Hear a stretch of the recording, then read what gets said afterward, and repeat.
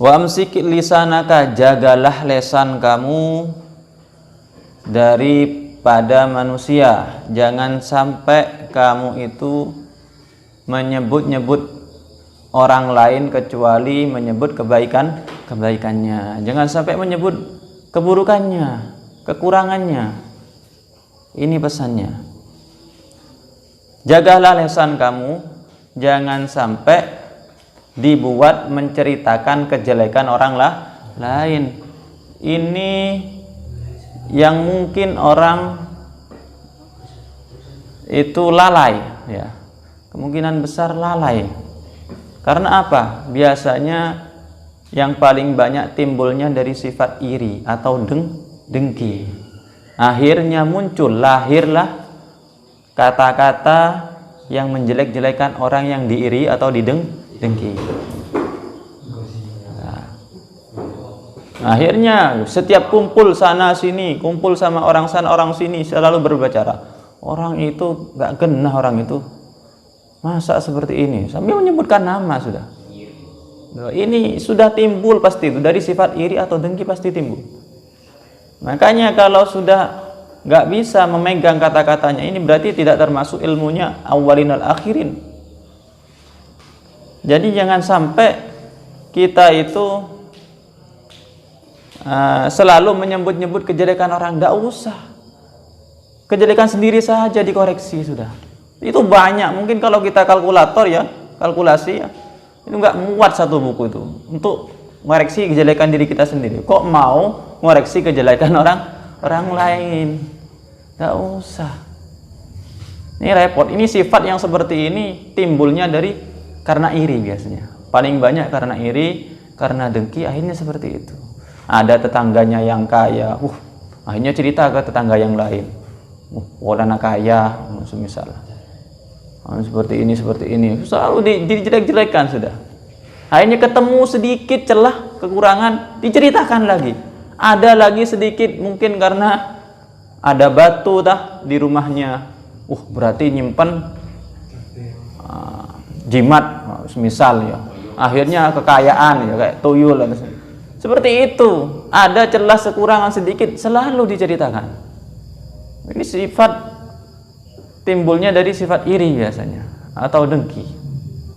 Kalau iri hasud ya dia harus hilang kekayaannya, dia harus hilang kenikmatannya.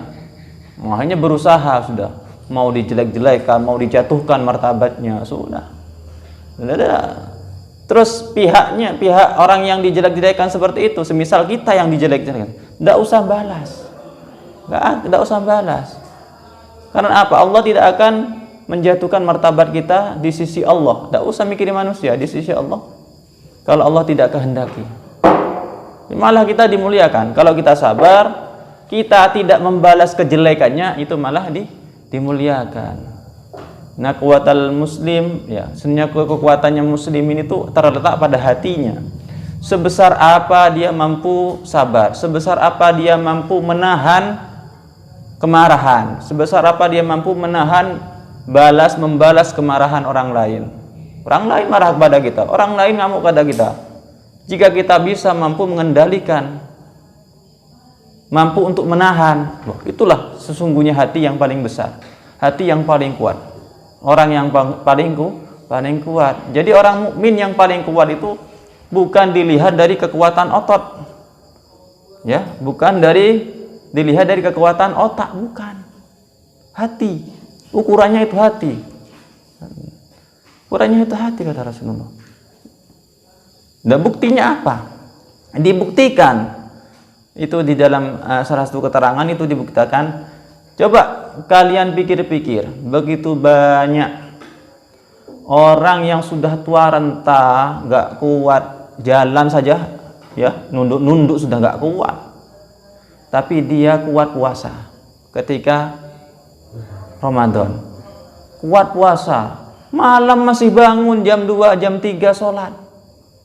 Bayangkan, ini sudah tua renta sudah, bahkan ada yang sudah gak bisa melihat, tapi tetap sholat malam, kemudian sedekah, kemudian siangnya puasa, masih kuat. Sedangkan yang ototnya masih kuat-kuat, seger-seger, masih muda-muda, ya, umur antara 15 sampai 25 masih kuat-kuatnya, ya.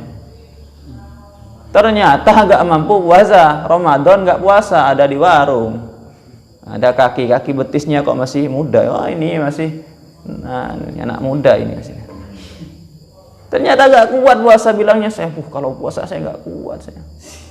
Padahal tadi yang tua renta itu kuat. Ini kok bisa? Kenapa? Karena kekuatan orang mukmin itu bukan diukur dari otot, bukan diukur dari kekuatan fisik, bukan diukur dari kekuatan otak, tapi hatinya. Sekuat mana hati kita bisa menahan hawa nafsu, bisa menahan kemarahan, bisa menahan membalas dolim orang lain, maka semakin kuat kita itu sebagai seorang mukmin. Itulah kekuatan yang hakiki. Jadi contohkan ulama seperti itu. Jadi sudahlah, meskipun ada orang lain benci sama kita, hasut sama kita, dengki sama kita, menjelek-jelekan kita, tidak usah dibalas. Wes, terserah Allah, itu sudah, tidak usah dibalas. Itu gak akan mengurangi derajat kita di sisi Allah, gak akan mengurangi, gak akan merendahkan kita, malah kalau orang yang mengerti itu akan menjunjung tinggi kita, martabat kita malah. Wah, itu yang ngalah berarti, itu yang benar itu yang sabar, itu yang benar berarti itu. Nah, kalian yang waras-waras, yang sadar-sadar ini akan seperti itu pasti, mengakui orang yang sabar, yang selalu mengalah itu pasti yang lebih benar daripada yang ngotot-ngotot, ya, yang angguk-anggukan ya bilangnya, wah seperti ini seperti itu. Kalau bukan karena saya nggak bisa, kalau bukan karena saya nggak akan terjadi, itu sudah, wah macam-macam. Itu sudah pertanda kekurangan dari kekuatan hatinya sudah. Ya, menampakkan diri, kebanggaan diri pada orang lain sudah. Usah, jadilah orang yang lebih sabar, lebih mengalah, lebih bisa memaafkan orang lain. Bahkan harus terlebih dahulu, ada masalah sudah, minta maaf terlebih dahulu. Itulah yang paling mulia. Minta maaf terlebih dahulu. Jangan sampai didahului orang lain.